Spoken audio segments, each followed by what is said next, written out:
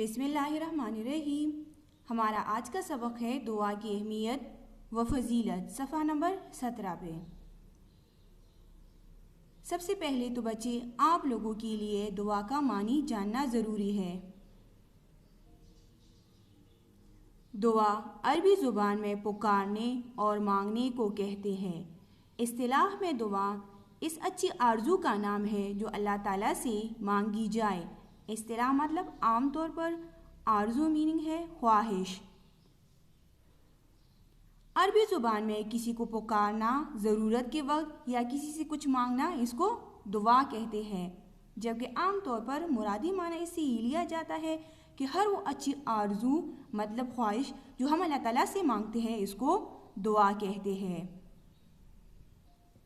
دعا اللہ تعالیٰ کے سوا کسی اور ہستی سے نہ مانگی جائے۔ ہستی مطلب وجود۔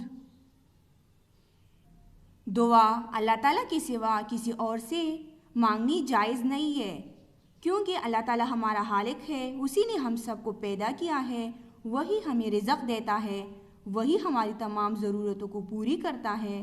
تو جب وہی ہمیں رزق دیتا ہے اور وہی ذات ہماری ضرورتوں کو پوری کرتا ہے تو پھر ہمیں مانگنا بھی اسی ذات سے چاہیے کہ نہیں؟ بے شک ہمیں اسی ذات سے مانگنا چاہیے جو دینے پر خوش ہوتا ہے۔ انسان پیدائشی کمزور اور محتاج ہے۔ ضرورت و تکلیف کے وقت انسان دوسروں کو پکارتا ہے اور مدد کا طلبگار ہوتا ہے۔ چنانچہ قرآن مجید میں مومنوں کو تاکید کی گئی ہے کہ وہ صرف اللہ تعالیٰ کو پکارا کرے، اس لیے کہ وہ انسان کے شعرک سے بھی زیادہ قریب ہے۔ محتاج مطلب حاجت مند، تاکید کی گئی ہے مطلب بار بار اس کو کہا گیا ہے۔ بچے، انسان فطرتی طور پر کمزور اور حاجت مند ہوتا ہے۔ انسان کی یہ بری عادت ہوتی ہے کہ وہ ضرورت کے وقت دوسرے انسانوں کو پکارتا ہے۔ مثلاً اگر کسی کو کوئی مشکل پیش آئے تو بجائے وہ اللہ تعالیٰ کو پکارنے اور اس ذات سے مانگنے کے لوگوں کی طرف مدد طلب نظروں سے دیکھتا ہے اور ان سے مدد طلب کرتے ہیں، یا اگر کوئی بیمار ہو جائے تب بھی دوسری لوگوں سے مدد طلب کرتے ہیں۔ باباؤں اور مزاروں کی طرف دوڑ لگا دیتے ہیں کہ یہ بہت پہنچے ہوئے لوگ ہوتے ہیں، اس لیے جیسے ہی ہم ان کو اپنی پریشانی بتائیں گے تو یہ اس کو حل کریں گے۔ بے شک یہ لوگ بزرگ ہوتے ہیں، اللہ تعالیٰ کی ہاں ان کا بہت بڑا مقام و مرتبہ ہوتا ہے، لیکن بچے ایسا سوچنا اور کہنا غلط بات ہے کہ یہ ہماری ضرورتوں کو پوری کریں گے، کیونکہ اللہ تعالیٰ نے قرآن مجید میں واضح طور پر بتا دیا ہے کہ انسان کو ہر موقع پر اور ہر وقت صرف اور صرف اسی ذات کو اللہ تعالیٰ کو پکارنا چاہیے، اسی کریم ذات سے مدد مانگنی چاہیے، کیونکہ اللہ تعالیٰ انسان کی شعرک سے بھی زیادہ اس کے قریب ہے۔ شعرک اس بڑی رگ کو کہتے ہیں بچے جسے تمام بڑی رگوں کو خون پہنچتا ہے۔ اللہ تعالیٰ اس سے بھی زیادہ انسان کے قریب ہوتا ہے۔ تو جب ہمارا رب ہمارے اتنے قریب ہوتا ہے تو ہمیں پھر تو کہیں اور جانے کی ضرورت ہی نہیں رہتی، کسی اور کو پکارنے کی ضرورت ہی نہیں رہتی۔ اللہ تعالیٰ ارشاد فرماتا ہے وَإِذَا سَأَلَكَ عِبَادِي عَنِّي فَإِنِّي قَرِيبٌ أُجِيبُ دَعْوَةَ الدَّاعِ إِذَا دَعَانِ فَلْيَسْتَجِيبُوا لِي وَلْيُؤْمِنُوا بِي لَعَلَّهُمْ يَرْشُدُونَ۔ ترجمہ: اے پیغمبر، جب تم سے میرے بندے میرے بارے میں دریافت کرے مطلب معلوم کرے تو کہہ دو کہ میں تو تمہارے پاس ہی ہوں۔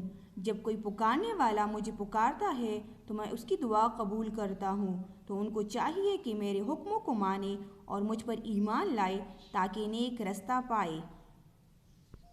جیسا کہ بچے آپ لوگوں کو معلوم ہے کہ کافر لوگ آپ صلی اللہ علیہ وسلم سے پوچھتے رہتے تھے کہ کہاں پہ ہے اللہ تعالیٰ، ہمیں تو نظر بھی نہیں آ رہا۔ تو اللہ تعالیٰ نے ان لوگوں کو بتانے کے لیے اور باقی لوگ جن کے دلوں میں کوئی شک و شبہ ہو ان کو دور کرنے کے لیے قرآن مجید میں خود فرمایا ہے کہ اے میرے پیغمبر، میرے بندے جب تم سے میرے بارے میں معلومات کر لیں مطلب دریافت کر لیں تو ان سے کہہ دو کہ میں تمہاری رگ جان سے بھی زیادہ قریب ہوں تمہارے، اور جب کوئی مجھے پکارتا ہے تو میں اس کی دعا قبول کرتا ہوں۔ تو انسان کو چاہیے کہ اللہ تعالیٰ کے احکامات کو مانے تاکہ کامیابی کا راستہ پا سکے۔ अब आगे सफ़ा नंबर 18 की तरफ देखिए। एक और जगह इरशाद रब्बानी है, वलक़द खलक़नल इंसाना व नअलमु मा तुवस्विसु बिही नफ्सुहु व नहनु अक़रबु इलैहि मिन हब्लिल वरीद। तर्जुमा, और हमने इंसान को पैदा किया है और जो ख़यालात उसके दिल में गुज़रते हैं हम उनको जानते हैं और हम उसकी रगे जान से भी ज़्यादा करीब है।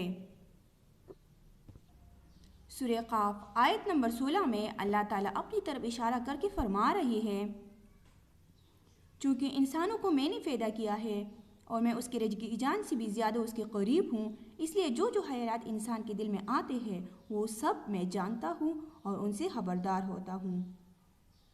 बच्चे, इसमें इस तरफ भी इशारा है कि अल्लाह ताला दिलों का हाल जानने वाला है, इसलिए अगर कोई बहुत इबादत गुजार बंदा हो लेकिन उसके दिल में दिखावे की नीयत हो कि लोग मुझे बहुत ज़्यादा अच्छा समझे, बुज़ुर्ग समझे, ये नीयत उसके दिल में हो तो उसकी वो इबादत वग़ैरह अल्लाह ताला कबूल नहीं करता, क्योंकि अल्लाह ताला खुलूसी नीयत को देखता है।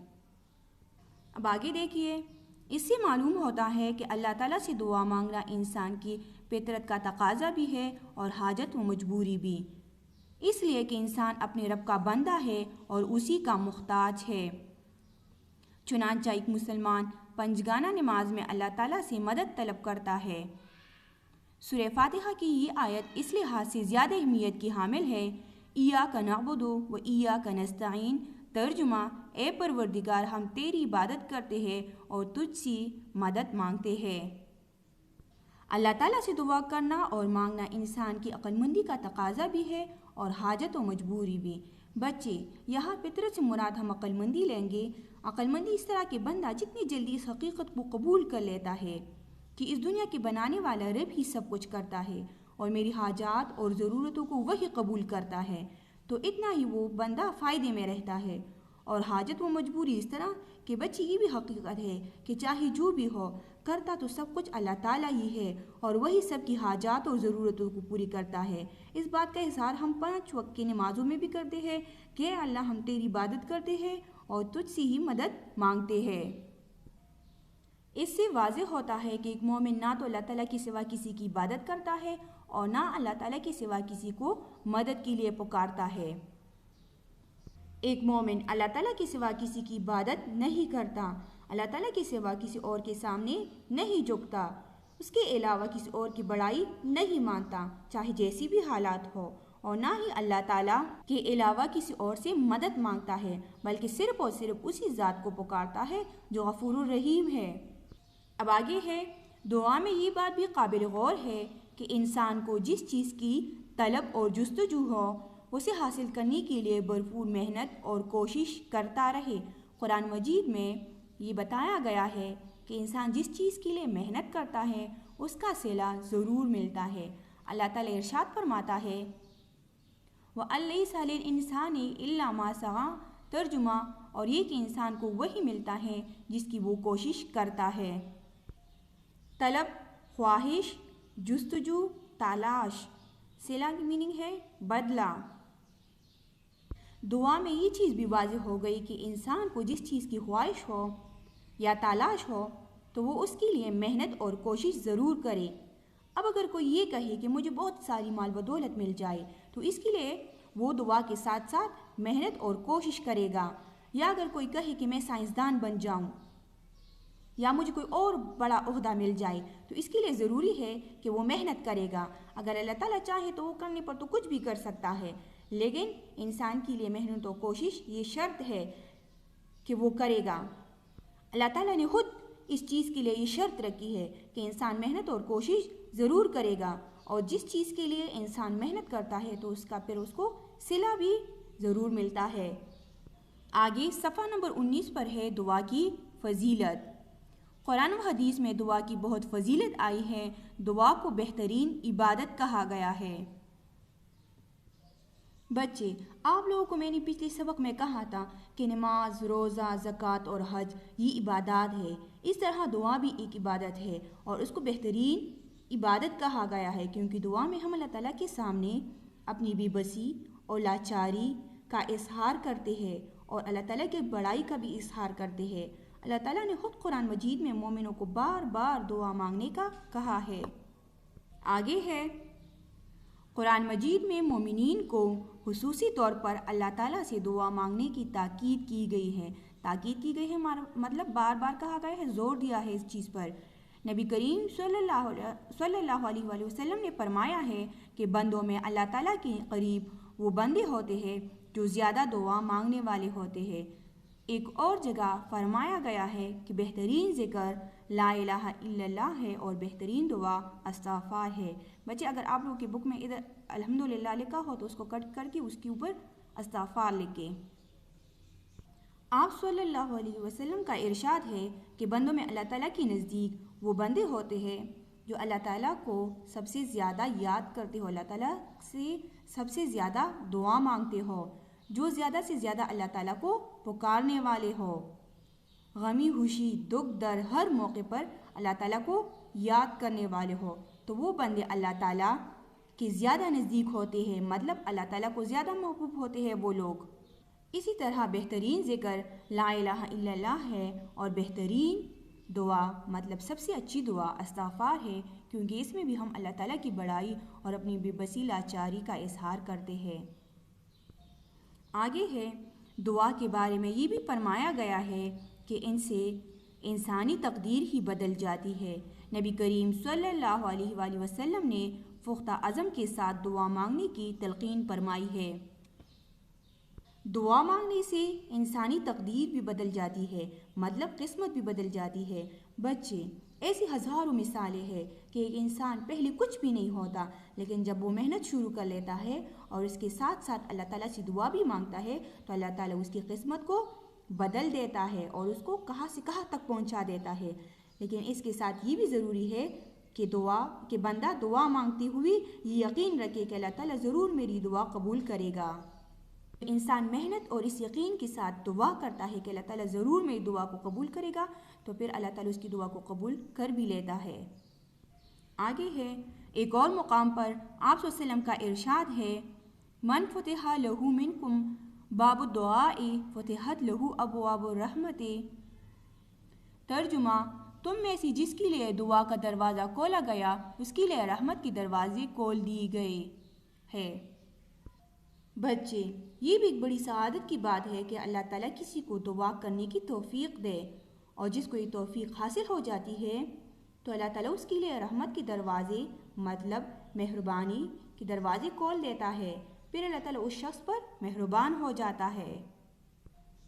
ہمیں چاہیے کہ ہم دعا کی اصل حقیقت سے آگاہی حاصل کریں، آگاہی مطلب واقفیت حاصل کریں، اپنی تمام تر زندگی احکام الہی کے مطابق ڈالیں، محنت و مشقت کو اپنا شیوا بنائیں، تکالیف اور مصائب میں صبر، برداشت اور ثابت قدمی کا مظاہرہ کریں،